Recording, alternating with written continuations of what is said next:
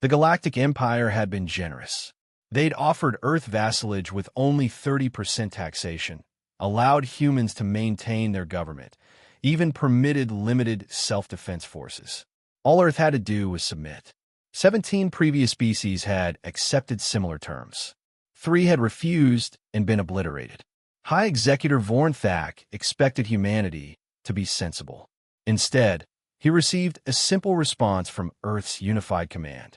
No, not negotiation, not a counteroffer, just no. Vornthak dispatched the Grand Armada, 5,000 warships, including the planet-killer Absolute Dominion. They arrived at Earth's solar system 3 weeks later, prepared for token resistance at best. What they found waiting made Vornthak question his own sensors. Nothing. No defense fleet. No orbital platforms. No weapon satellites. Just a single transmission buoy broadcasting on repeat. He activated it. A human appeared on screen. Military uniform, gray hair, eyes like frozen steel. This is General Elizabeth Cross of the United Earth Defense Command. You've ignored 14 warnings. You've rejected 6 diplomatic solutions. You've invaded our system. So now you get the final warning. Vornthak opened communications. General, you have no fleet. Surrender immediately, or... Shut up, she interrupted. You don't get to talk anymore. You had chances to talk. Now you listen. Something in her voice made Vornthak's command staff fall silent. Humanity has developed exactly one weapon system, Cross continued. Just one. We call it in-game protocol. It's very simple. Either we all live, or nobody does. Vornthak laughed nervously. Threatening mutual destruction?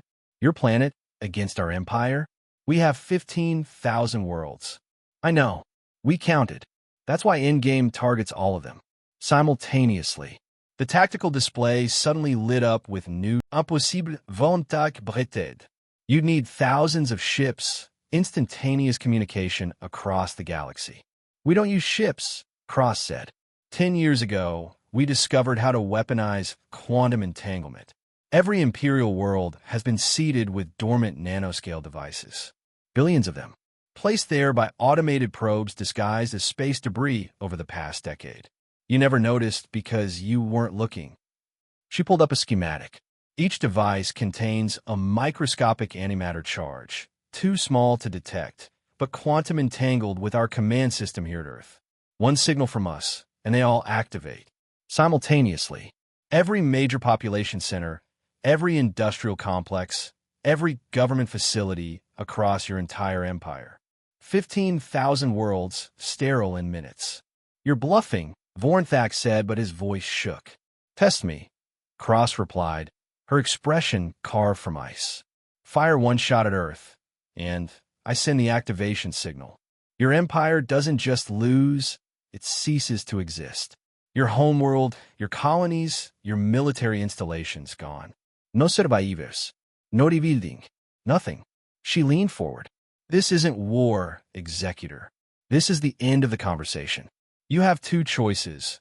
Leave our system immediately and never return, or stay and watch everything you've ever known turn to ash. Total destruction, or nothing. Choose now.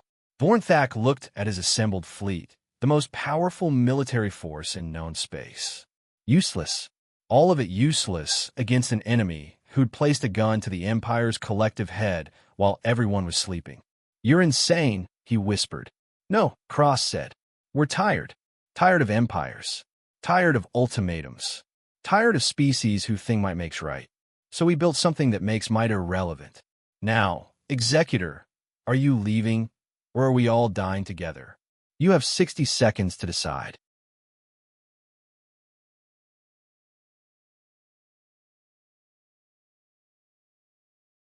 The silence on the bridge was absolute.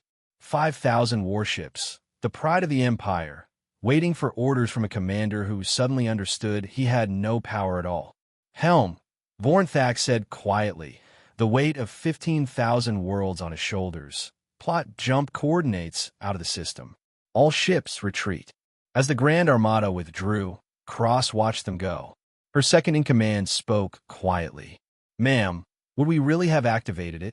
Cross's expression didn't change. They'll never know. And as long as they don't know, they'll never test us.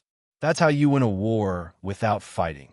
Make the cost of finding out higher than anyone's willing to pay. The Empire never returned. And across the galaxy, a new rumor spread. Don't threaten humanity. Because they'd rather burn the